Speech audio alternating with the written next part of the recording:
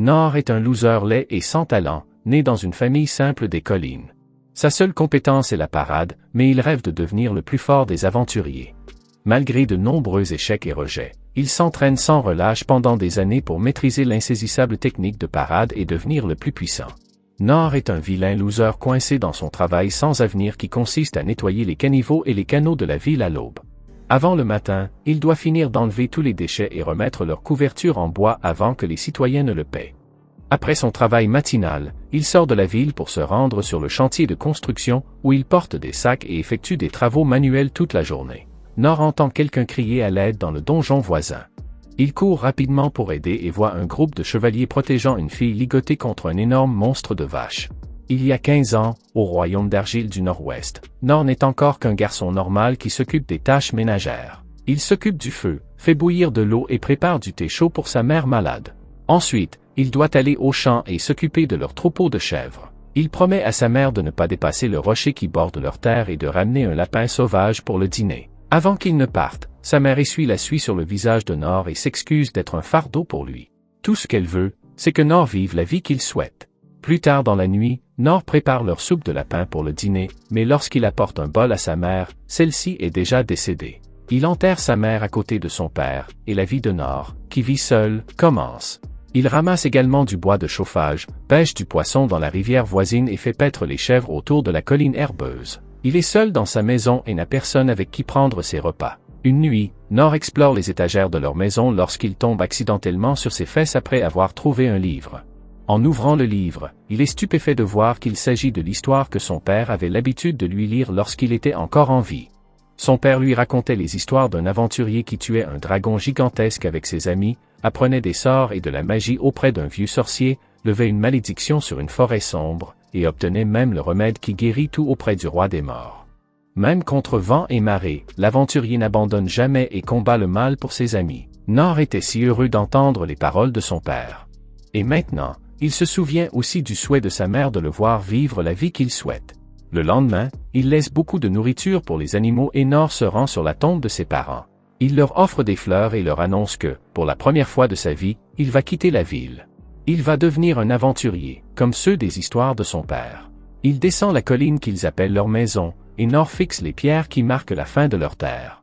Il durcit sa résolution et passe la barrière qui protège leur maison.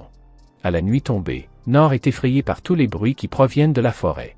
Il persévère néanmoins et, quelques jours plus tard, il atteint enfin une ville. Après avoir demandé son chemin aux soldats qui gardent la porte, Nord fait sa première incursion dans la civilisation.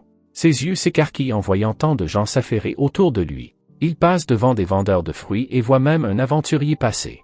Ses yeux sont remplis d'émerveillement et de bonheur alors qu'il se dirige vers sa destination, la guilde des aventuriers. Malheureusement, l'homme derrière le comptoir jette un coup d'œil à Nord et le chasse. La guilde n'est pas un endroit pour les enfants. Nord insiste sur le fait que les gardes lui ont déjà dit qu'il pouvait devenir aventurier s'il s'inscrivait ici, mais l'homme lui fait remarquer qu'il va inquiéter ses parents. Nord explique que ses parents sont tous deux morts, ce qui attire enfin l'attention de l'homme. L'homme lui demande alors son nom et lui dit de se rendre d'abord à l'école de formation pour y suivre différents cours.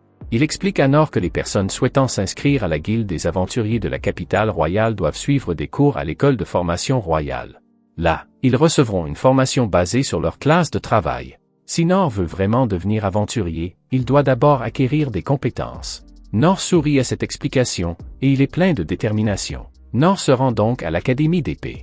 Comme dans les histoires, il deviendra un épéiste capable de vaincre un dragon d'un seul coup de lame. L'entraînement est intense à l'académie, et les aventuriers pleins d'espoir font de leur mieux aux côtés de Nord. Nord fait également de son mieux en s'entraînant à manier son épée. Un élève réussit à enflammer son épée d'entraînement, ce qui attire l'attention de son professeur. L'élève se réjouit d'avoir réveillé ses pouvoirs, tandis que Nord reprend l'entraînement avec une détermination renouvelée. Quelques mois passent et Nord continue de brandir son sabre d'entraînement. Cependant, l'instructeur lui dit qu'il en a assez fait. Malheureusement, il semble qu'il n'ait pas le talent pour l'épée. Nord insiste sur le fait qu'il a juste besoin d'un peu plus de temps, mais l'instructeur a pris sa décision. Tout entraînement supplémentaire ne serait qu'une perte de temps pour Nord. La seule chose qu'il a réussi à maîtriser, c'est la parade pour éviter une attaque. Il conseille donc à Nord de choisir une autre voie que celle de l'épée. Après tout, il existe aussi d'autres écoles d'entraînement. Nord se rend donc à l'école d'entraînement des guerriers et des chars d'assaut. Il veut maintenant devenir le bouclier qui protège ses compagnons d'aventure. Il entraîne son corps en tirant des poids et en se musclant. L'instructeur informe Nord qu'il a une très bonne détermination, mais que tout ce qu'il a réussi à gagner, c'est un beau corps. L'art du guerrier n'est pas pour Nord. S'il se force à continuer, il risque de perdre la vie à l'entraînement. Nord change à nouveau d'école et se dirige vers l'école des chasseurs. Malheureusement, l'instructeur de cette école a également découvert qu'il ne pouvait pas manier d'armes délicates. Il en va de même dans d'autres écoles. À l'école des voleurs, le maître voleur l'informe qu'il ne peut pas démonter les pièges et qu'il n'a pas non plus la capacité de sentir la présence d'autres personnes. À l'école du magicien, la seule magie qu'il peut produire est une petite flamme au bout de son doigt. À l'école des clercs, le prêtre lui explique tristement qu'il ne peut utiliser que des soins de bas niveau. Nord retourne tristement à la guilde des aventuriers, où l'homme qui s'y trouve est surpris d'apprendre que Nord n'a pas réussi à acquérir une seule compétence décente. Il a passé 3 mois dans chacune des écoles, mais hélas, il n'a obtenu aucune classe. Le cœur lourd, l'homme rejette la candidature de Nord au métier d'aventurier. Il n'est pas un prodige destiné à devenir aventurier. Nord rentre chez lui et se rend sur la tombe de ses parents, s'excusant auprès d'eux d'avoir failli à leur devoir. Il admet qu'il n'a aucun talent, mais il refuse d'abandonner et décide de s'entraîner encore plus dur à partir de maintenant. En sculptant du bois, il se crée une épée en bois et, comme le lui conseillent ses instructeurs, il décide de pratiquer la seule compétence qu'il possède de manière répétée, en espérant que cela lui permettra de maîtriser une nouvelle compétence. Ne disposant ni de sac de sable ni de mannequin d'entraînement, ce malheureux enfant commence à pratiquer sa parade avec des cordes et des bâtons. Il s'entraîne matin et soir pendant 1 an et maîtrise son art au point d'être capable de parer 10 épées en un seul souffle. Bien qu'1 an se soit écoulé, Nord n'a toujours pas acquis de nouvelles compétences. Mais Bro a encore de grands espoirs, car il s'améliore dans la parade et s'entraîne continuellement à cette seule compétence pendant les 3 prochaines années. Il a beaucoup grandi après ce saut dans le temps, et ses mannequins d'entraînement ont également changé. Ils ont pris la forme d'épées beaucoup plus grandes et ont l'air mieux organisés. Nord peut même agiter une centaine d'épées en un seul souffle, mais ce qui n'a toujours pas changé, c'est le manque de compétences. Il se rend compte que si cela continue, il ne pourra jamais devenir un aventurier. Mais le rêve de devenir le plus fort des aventuriers le pousse à continuer. Parce qu'il s'est entraîné à la même technique pendant plus de 4 ans, il possède une telle force innée qu'il peut même briser son épée en l'écrasant à main nue. Il reprend espoir lorsqu'il s'aperçoit soudain qu'il peut guérir sa propre main pendant un instant, et il continue à s'entraîner comme un champion pendant encore 10 ans. Après cette période, la capacité de parade de Nord devient si puissante qu'un seul coup d'épée peut faire trembler toute la forêt autour de lui. C'est grâce à son entraînement sans relâche pendant plus de 14 ans qu'il peut maintenant parer 1 millier d'épées en bois à la fois. Mais il n'est toujours pas satisfait car, malheureusement, il n'a pas réussi à débloquer de nouvelles compétences. Une fois arrivé à la guilde des aventuriers, il soumet un nouveau formulaire avec les compétences parade, soins faibles, lancer de pierre, pas de plumes et flammes minuscules. Ces compétences semblent bien maigres, et le réceptionniste de la guilde suggère donc à Nord d'aller d'abord dans une école d'entraînement. Nord ayant déjà suivi cette formation, le réceptionniste refuse poliment de l'inscrire en tant qu'aventurier. Les gens devraient voir de quoi Nord est capable avant de le juger. Le maître de la guilde arrive et ne reconnaît pas Nord à première vue. Mais en y regardant de plus près, il s'aperçoit que cet homme grand et corpulent est le même enfant frêle qu'il y a 14 ans. Nord minimise de façon criminelle la force de sa parade et dit au maître de la guilde qu'après 14 ans d'entraînement acharné, il n'a pu améliorer que légèrement sa capacité de parade. Vraiment Nord?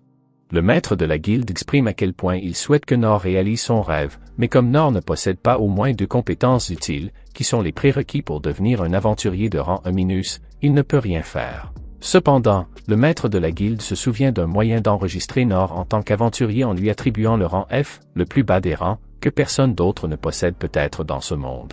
Le maître de la guilde dit à Nord de ne pas s'emballer car les aventuriers de rang F sont soumis à de nombreuses restrictions et conditions pour accepter des emplois. Par exemple, un aventurier de rang F n'a pas le droit d'accepter des quêtes d'aventuriers qui impliquent de désincarcérer quelque chose ou de sortir de la ville pour collecter des objets. Seules les tâches diverses à l'intérieur de la ville sont autorisées. En fait, si Nord devient un aventurier de rang F, il sera un ouvrier non officiel. Cela ne le dérange pas pour autant et il obtient sa licence d'aventurier auprès du maître de la guilde. Ravi de cette réussite, Nord quitte la guilde des aventuriers et commence immédiatement à accepter des quêtes en ville. En utilisant sa compétence d'amélioration physique, il devient capable de soulever bien plus que la moyenne des gens et de livrer des objets lourds avec facilité. Grâce à sa compétence de pas de plume, il capture un chat perdu sans révéler sa présence et le ramène au commissaire. Le chat l'égratigne au visage, il utilise alors sa compétence de guérison et soigne immédiatement ses blessures. Il continue à s'entraîner à la parade, et la nuit, il prépare de délicieux repas pour les personnes âgées dans le besoin, en utilisant sa faible compétence de flamme. Grâce à ses modestes compétences, il est devenu utile aux habitants de la ville, et cela suffit à remplir son cœur de satisfaction. Le lendemain, il effectue des travaux de nettoyage et de construction, et participe même à la construction d'un bâtiment. Après avoir accompli sa mission pour la journée, il entend les cris d'une jeune fille implorant de l'aide depuis une grotte éloignée. Nord se précipite vers la grotte pour aider la personne dans le besoin et est choqué de voir qu'un énorme minotaure armé d'une hache tente d'attaquer une jeune fille à l'air innocent. De nombreux chevaliers tentent de protéger la jeune fille, mais ils n'ont aucune chance face à ce monstre terrifiant. Voyant que tous ces chevaliers meurent en vain, Nord s'avance avec une épée et utilise sa seule compétence, la parade, pour contrer les attaques mortelles du monstre. Bien qu'il ait distrait le monstre suffisamment longtemps pour permettre à la jeune fille de s'échapper, cette dernière est trop terrifiée pour bouger. Le monstre finit par la prendre à nouveau pour cible, mais Nord saute devant elle et par une nouvelle attaque, qui finit par détruire son épée.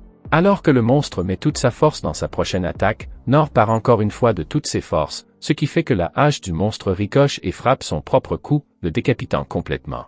Le monstre mort, la jeune fille se libère de ses contraintes et remercie Nord de lui avoir sauvé la vie. Elle lui demande son nom, mais comme il ne se considère pas comme quelqu'un d'important, il ne lui dit rien et s'éloigne des feux de la rampe. De retour en ville, Nord commence à se traiter de faible pour avoir à peine survécu à une vache sauvage. Il n'a même pas réalisé que la vache qu'il vient de vaincre était un puissant minotaure démoniaque. Il est vraiment la personne la plus ignorante de l'histoire de l'anime. Au château, le seigneur Rin a reçu un rapport sur l'invocation d'un minotaure dans l'enceinte du royaume. Ce démon, qui réside dans les abysses des couches les plus profondes du donjon, est une créature de niveau de menace A. On pense qu'il a été invoqué à l'aide d'un anneau trouvé sur l'un des marchands. Au cours de ses recherches, Oken a découvert que la pierre magique de l'anneau était d'une très grande pureté, bien au-delà de ce que l'on trouve habituellement sur le marché. Les armoiries de l'anneau indiquent qu'il provient de l'empire magique de Derrida. Non seulement ils ont invoqué le Minotaure et tenté d'assassiner la princesse Lyn, mais ils n'ont pas non plus éliminé les preuves. Ils se préparent à la guerre. L'empire Derrida cherche les reliques du royaume du donjon des perdus, mais le rapport ne mentionne pas l'homme qui a sauvé la princesse Lyn en battant le Minotaure en quelques secondes. Ils ont tenté de suivre Nord, mais l'ont perdu de vue. Lord Rin est déterminé à le retrouver. Au matin, Nord retourne à la guilde, où le vieil homme, soulagé de le voir en vie, pense qu'il a été mêlé au démon invoqué près du chantier où il travaillait. Le vieil homme, lui-même ancien aventurier de rang A, admet qu'il n'a pas pu s'occuper du démon. Un mystérieux aventurier l'a vaincu d'un seul coup. N'ayant toujours pas vu les signes, Nord s'estime chanceux de n'avoir croisé qu'une vache. De plus, il n'a pas pu entrer, car il a été suivi par des gens louches et est rentré directement chez lui. Soudain, Lyn apparaît et annonce qu'elle a enfin retrouvé Nord.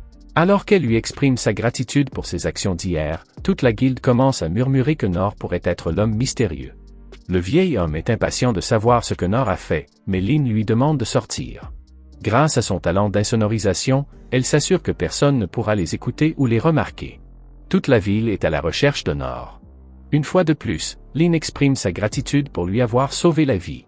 Elle propose de récompenser Nord à sa juste valeur, mais il insiste pour dire que ses remerciements suffisent. Cependant, Lyn est inflexible et insiste à plusieurs reprises pour le récompenser. Le refus constant de Nord choque la princesse et la fait fondre en larmes, car elle insiste sur le fait qu'il a l'obligation d'accepter sa gratitude. Se souvenant d'une situation similaire dans son passé, Nord finit par accepter. Activant à nouveau ses compétences, Lyn conduit Nord dans son immense manoir. Après tout ce temps, il se présente enfin correctement. En traversant le vaste manoir, il tombe sur Inès, la garde personnelle de Lyn. Nord, qui connaît mal le monde, croit que c'est ainsi que sont les servantes, mais il remarque qu'Inès se méfie de lui. Alors qu'Inès escorte Lyn auprès de son père, un homme armé d'une lance interpose, trouvant Nord suspect. Inès explique que Nord est celui qui a sauvé Lyn, mais l'homme à la lance remarque que Nord n'a pas l'air si spécial. Tandis qu'Inès continue d'escorter Lyn jusqu'à son père, elle chuchote à l'homme à la lance de la suivre de près. Pendant ce temps, le seigneur Rin informe le roi que Derrida a rompu le pacte de non-agression. En vérité, leur demande de tous les droits sur le donjon l'a bien montré, de même que leur menace de regret en cas de refus. Le roi pense qu'il faudra peut-être entrer en guerre. C'est alors que le groupe de Lyn entre, et tandis que les autres s'inclinent, Nord continue d'avancer nonchalamment. Lyn explique que Nord est l'homme qui l'a sauvé, ce qui incite son père à se lever immédiatement pour rencontrer le sauveur. Nord précise rapidement qu'il n'est pas un aristocrate, qu'il ne connaît pas l'étiquette et qu'il pourrait par inadvertance faire quelque chose d'insultant, ce qui énerve Inès, mais le roi se contente d'en rire. Le roi exprime sa profonde gratitude pour avoir sauvé sa fille. Nord pense que c'est fini et veut juste se détendre dans un bain chaud à la maison, mais le roi refuse de le laisser partir sans une récompense. Qu'il s'agisse d'argent ou de terre, il veut connaître les souhaits de Nord. Lorsque Nord répond qu'il ne désire rien, le roi est choqué. Il propose alors le trésor d'un des plus anciens donjons du monde, entreposé dans la salle du trésor, en proposant la moitié de leurs objets. Nord refuse toujours, déclarant que la gratitude du roi est plus que suffisante. Cette réponse laisse le roi perplexe. Le roi dégaine une énorme épée noire, le trésor le plus important du royaume. Cependant, le roi ne la dévoile pas et explique qu'il l'a ramassée quelque part et qu'il veut que Nord l'ait. Lorsque Nord prend l'épée, l'aura de la pièce change. C'est une épée lourde. Nord l'accepte gracieusement et, après s'être enchanté, donne un coup, surprenant tout le monde dans la pièce par la force qu'il génère. Le roi est impressionné par le fait que Nord puisse la balancer d'une seule main et demande à Nord d'enseigner à Lyn. Lyn est agréablement surprise, mais Nord doute qu'il puisse lui enseigner quoi que ce soit. Il ajoute que si Lyn veut apprendre, c'est à elle de décider et non à ses parents, ce qui irrite encore plus Inès. Alors que Nord peut enfin partir, il se dit qu'il a reçu quelque chose de très précieux. En y regardant de plus près, il se rend compte qu'il s'agit d'un drain de la même largeur que celui qu'il a l'habitude de nettoyer. Grâce à cela, il pourra faire un meilleur travail. Soudain, Inès interrompt sa rêverie et demande à lui parler. Elle s'excuse de son impolitesse et demande à Nord de la pardonner, bien qu'il n'en soit pas du tout inquiet. Elle explique que son travail consiste à garder Lyn et son père et qu'elle se méfie naturellement des étrangers. Nord s'empresse de dire « Alors, vous n'êtes pas une bonne ?» Ce qui fait enfin sourire Inès. Elle se présente comme la vice-capitaine du corps des guerriers du royaume. Depuis son plus jeune âge, elle est connue sous le nom de « Bouclier divin » en raison de son rôle de protectrice de Lyn. Elle déclare que depuis qu'il a sauvé Lyn, c'est comme s'il avait sauvé sa propre vie. Désormais, elle l'aidera autant qu'elle le pourra. Nord pense que les gens ici sont certainement excessifs. Inès aborde alors l'attitude irrespectueuse de Nord envers le roi et insiste sur le fait qu'elle ne sera plus permise à l'avenir. Nord comprend et cela la rassure. Elle demande enfin à Nord son nom, et lorsqu'elle l'entend, elle est choquée, mais ne révèle pas pourquoi. Au moment où Nord pense qu'il peut enfin partir, le héros de la lance, Guilbert, apparaît. Il défie Nord en duel pour tester ses véritables compétences. Nord a l'impression d'avoir atteint le maximum de sa capacité de parade, puisqu'il a détourné toutes les récompenses qui lui ont été offertes. Épuisé par les événements de la journée, Nord suit tout de même Guilbert sur le terrain d'entraînement du manoir pour un simulacre de combat. Guilbert est quelque peu célèbre dans la capitale, et Nord s'empare avec enthousiasme de son arme de combat, voyant l'occasion d'apprendre d'un maître. Les spectateurs pensent que Nord n'a aucune chance contre Guilbert. Lorsque le combat commence, Nord esquive magistralement les attaques de Guilbert, ce qui fait croire à ce dernier qu'il a affaire à un guerrier expérimenté.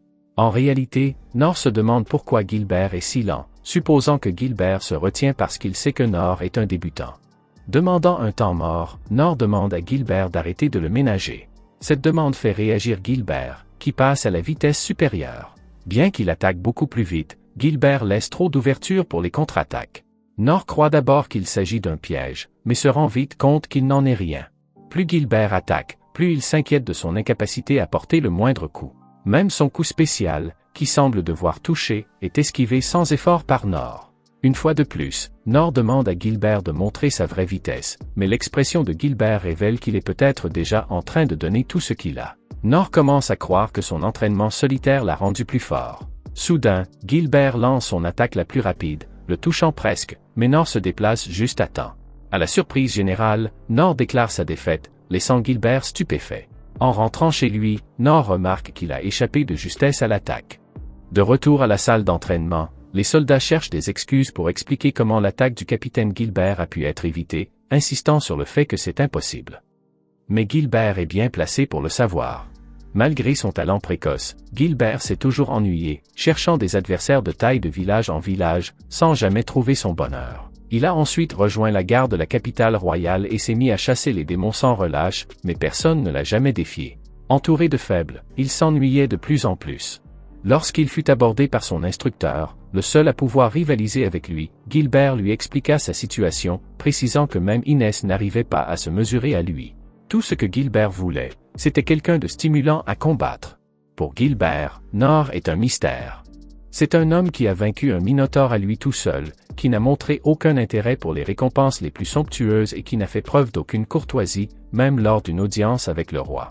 Guilbert n'avait pas senti la force de Nord à ce moment-là, et pourtant son attaque la plus puissante, plus rapide que la vitesse du son, ne l'atteignait toujours pas. Pour la première fois, Guilbert se sentait vaincu. Ce qui l'intriguait encore plus, c'était la raison pour laquelle Nord s'était rendu. Il pensait que Nord se souciait de lui parce qu'ils étaient devant ses subordonnés, ce qui était humiliant. Surtout les derniers mots, « J'ai hâte de vous revoir ». Et les fissures sur le sol, Guilbert n'avait même pas remarqué comment elles étaient apparues. Enfin, il avait trouvé un défi à relever. Pendant ce temps, Nord se reproche d'avoir cru qu'il devenait plus fort. Il lui a fallu des enchantements physiques et des plumes pour éviter de justesse l'attaque de Guilbert, et il est persuadé que si ce dernier ne s'était pas retenu, il serait mort. Malgré cela, Nord est reconnaissant à Guilbert d'avoir prouvé qu'il est encore trop faible et qu'il doit s'entraîner davantage. Un nouveau jour apporte de nouvelles tâches. Nord trouve que sa nouvelle épée est parfaite pour nettoyer les égouts, même les déchets les plus tenaces au fond. Il est heureux que l'on ait besoin de ses services, car il pense que sans ce travail, il n'aurait rien d'autre à faire dans la capitale. Alors qu'il réfléchit à d'autres utilisations de l'épée, il n'envisage même pas de s'en servir comme arme. Soudain, Lynn surprend Nord par derrière, utilisant sa compétence de recherche pour le retrouver. Elle lui demande de la prendre comme page, un rôle qui implique des tâches quotidiennes tout en apprenant des techniques et en absorbant les connaissances d'un maître. Il s'agit essentiellement d'un apprentissage. Elle promet de ne pas causer d'ennui, mais Nord refuse immédiatement. Elle se demande si elle l'a offensé hier ou s'il pense qu'elle n'est pas fiable. En réalité, Nord pense qu'il n'a rien à apprendre à Lynn, car il est persuadé qu'elle est plus douée que lui. Même lorsqu'elle lui propose une forte somme pour être son instructeur, cela n'intéresse pas Nord. En larmes, Lynn sort sa baguette, lance de puissantes capacités en un instant et utilise une lame de brume pour abattre un arbre géant, dans l'espoir d'impressionner Nord. Elle se vante également de son coup divin. Cependant, cela ne fait que convaincre Nord qu'il ne peut rien lui apprendre, car elle le prend pour quelqu'un qui mérite qu'on lui apprenne quelque chose. Comparé à elle, Nord se sent minable. Lynn, qui ne comprend toujours pas son refus, insiste davantage. Pour la convaincre, Nord décide de lui montrer la véritable étendue de ses capacités. Il lance « Tiny Flamme » et Lynn est stupéfaite. En retournant en ville, elle se souvient que les instructeurs racontaient l'histoire d'un jeune garçon sans aucun talent qui avait suivi les 6 cours des écoles royales, réputés pour leur rigueur, et avait terminé chaque trimestre. Cela semblait impossible. Tout le monde savait que même le guerrier le plus costaud abandonnerait au bout de 3 jours, sans parler d'un enfant. Lynn pensait la même chose jusqu'à ce qu'elle rencontre ce jeune garçon. L'instructeur Oken lui avait un jour montré quelque chose de remarquable. Lorsque sa petite flamme avait grandi, il lui avait expliqué qu'avec de l'entraînement, même la plus petite flamme pouvait grandir. Pour Oken, il fallait 200 ans. Lynn avait essayé à plusieurs reprises, mais malgré ses efforts, elle n'avait jamais réussi à faire grandir sa flamme, même légèrement. Cela demande une dévotion de longue haleine. C'est pourquoi elle est restée bouche bée. La flamme de Nord était bien plus grande que celle du plus grand sorcier du monde, Oken. Les 5 autres compétences de Nord sont tout aussi extraordinaires. Lynn se rendit compte que sa démonstration magistrale de compétences n'était rien comparée aux capacités de Nord. Elle pensait qu'il était la personne la plus forte de la planète, quelqu'un qui se contente d'aider les autres sans se vanter de ses véritables pouvoirs. La devise de sa famille est que toute personne de sang royal doit être forte, ce qui lui donne une raison supplémentaire d'apprendre de Nord et d'atteindre cette force. Ce soir-là, elle s'approche de Nord, l'appelant son instructeur, déterminée à le suivre partout où il va pour entrevoir comment obtenir ses pouvoirs. Le lendemain, Rin se demande pourquoi son père a confié la lame noire à un inconnu. La lame, récupérée dans les recoins les plus profonds d'un donjon perfide au cours du passé aventureux de son père, est faite d'un matériau inconnu plus dur que n'importe quel métal connu. Malgré tous les efforts des maîtres forgerons, elle reste intacte. La valeur de l'épée dépasse celle d'une simple arme, et pourtant le père de Rin l'a laissé partir sans hésiter. Peut-être, suppose Rin, que son père pense que Nord a le potentiel pour devenir l'arme secrète de la nation à l'avenir. En ville, Lynn est désormais inséparable de Nord, qu'elle appelle son instructeur. Alors qu'ils mangent ensemble, Nord espère qu'en montrant à Lynn le genre de tâches simples qu'il accomplit en ville, elle se rendra compte à quel point il est ordinaire. À la guilde, le vieil homme demande pourquoi Nord est avec la princesse Lynn, mais se rétracte rapidement, faisant remarquer qu'il ne devrait pas s'immiscer dans les affaires des autres. Nord espérait en fait un conseil à ce sujet. Le vieil homme suggère que Lynn étant une aventurière de rang B, il pourrait partir à la chasse aux gobelins dans les environs de la capitale. Cela choque Nord, car les gobelins sont des monstres redoutables qui pourraient enfin mettre ses compétences à l'épreuve. Il est ravi à l'idée d'une quête en dehors des murs de la ville. Bien que l'utilisation du rang de Lynn ne lui plaise pas, étant donné qu'il a tout fait pour se débarrasser d'elle, Lynn n'y voit aucun inconvénient. Au contraire, elle est heureuse d'être utile. Le rêve de Nord se réalise enfin. Malgré son excitation, Nord se rend compte qu'il ne sait même pas encore où aller. Après avoir fait approuver la quête, le vieil homme indique la région et précise qu'il faut collecter les oreilles droites des gobelins comme preuve du meurtre. Avant de partir, il leur demande d'être prudents. Arrivés à la porte, les gardes les laissent passer. Nord est impatient de commencer. Alors qu'il traverse une forêt dense, Nord se demande quel genre de monstres sont les gobelins. Lynn explique que les gobelins chassent généralement de petits animaux et cueillent des fruits sur les arbres. S'ils ne sont pas surveillés, leur nombre peut augmenter rapidement, entraînant des pénuries de nourriture et des attaques contre les villages humains. C'est pourquoi les aventuriers s'efforcent de contrôler leur population. Nord se rend compte que Lynn a non seulement les compétences nécessaires, mais qu'elle possède également des connaissances approfondies sur ces questions, ce qui lui fait penser qu'il n'a pas grand-chose à lui apprendre. Alors qu'il s'enfonce dans les profondeurs, la brume les enveloppe.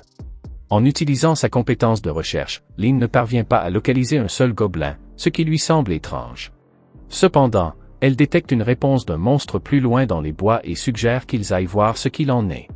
Plus ils avancent, plus il fait sombre, principalement à cause des vieux arbres, et la lumière du soleil filtre à peine à travers eux. Soudain, Lynn ne sent plus la présence du monstre, il a disparu. Arrivé sur place, Nord sent que quelque chose ne va pas. La moitié d'un monstre tombe du ciel et, grâce à sa compétence de découverte, Lynn se dit, c'est un gobelin.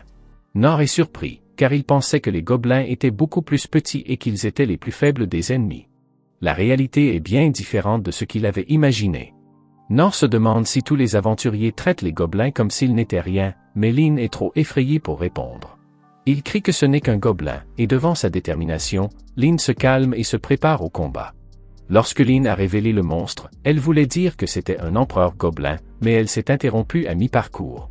Cette sous-espèce du roi gobelin est considérée comme une menace extrême, une création issue de la manipulation génétique d'un homme, un savoir qui est interdit. Lorsque Nord a mentionné qu'il n'était confronté qu'à un gobelin, Lynn a supposé que Nord était venu parce qu'il avait senti sa présence. C'est pourquoi il était si enthousiaste à l'idée d'accepter ce travail, il voulait éliminer cette menace que personne ne connaissait. L'empereur gobelin s'empare des arbres voisins pour s'en servir comme arme et les charge. Nord par les attaques du gobelin, plus l'élan est fort, plus le gobelin est repoussé. Alors que Nord détruit son bois, Lynn entre en action avec ses sorts, mais le gobelin les esquive sans effort grâce à sa vitesse. Le gobelin commence à leur lancer des arbres, mais Nord les esquive tous avec facilité. En regardant de plus près le gobelin, Lynn remarque que ses blessures sont déjà en train de guérir, ce qui est inhabituel. Puis elle voit la pierre de mana sur le front du gobelin, ce doit être la source de son pouvoir. Soudain, le gobelin lance plusieurs arbres sur eux. Nord comprend qu'il essaie d'évaluer combien il peut en parer, mais c'est trop pour lui. C'est alors que Lynn utilise le souffle du vent, arrêtant les troncs qui foncent sur eux. Une fois de plus, les blessures causées par le souffle du vent guérissent immédiatement, même la perforation causée par la bûche.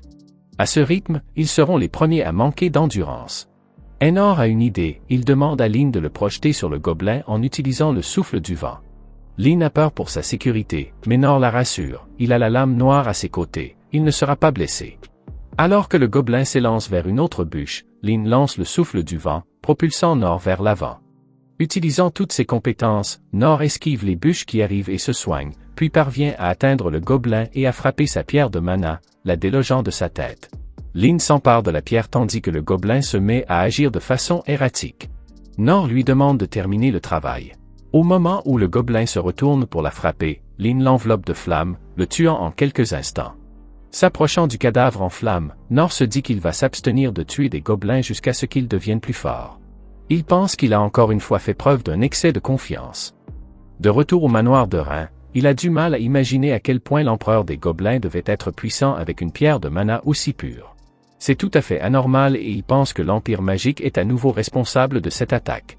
Le corps secret révèle que l'empereur des gobelins était dans les bois depuis plusieurs jours, caché derrière un sceau si puissant qu'il ne pouvait même pas le percevoir.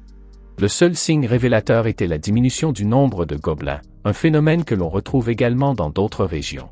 À la guilde, le vieil homme ne sait pas que Nord a rencontré un empereur gobelin. Nord, qui croyait encore qu'il s'agissait d'un gobelin normal, est heureux d'avoir enfin pu agir. Cette chasse peut sembler banale à d'autres aventuriers, mais pour lui, c'est un grand pas en avant. Le vieil homme pense d'abord que c'est Lynn qui a fait le plus gros du travail, mais elle insiste sur le fait qu'elle est restée sur la touche pendant que Nor faisait le gros du travail. Nor explique qu'il n'a jamais pensé que les gobelins étaient aussi redoutables et mentionne même la pierre. Le vieil homme demande « La pierre rouge ?» Il se demande si ce qu'ils ont rencontré était vraiment un gobelin. Nor assure que c'en est un, et Lynn le soutient en disant que c'en est un si son instructeur le dit. Le vieil homme décide de considérer qu'il s'agit d'une espèce rare de gobelin. Il ne reste que l'oreille droite du gobelin comme preuve de son assassinat, mais elle a été réduite en cendres. Si vous voulez une suite à cet anime, abonnez-vous, laissez un like et un commentaire pour aider la chaîne à grandir. Merci d'avoir regardé cette vidéo.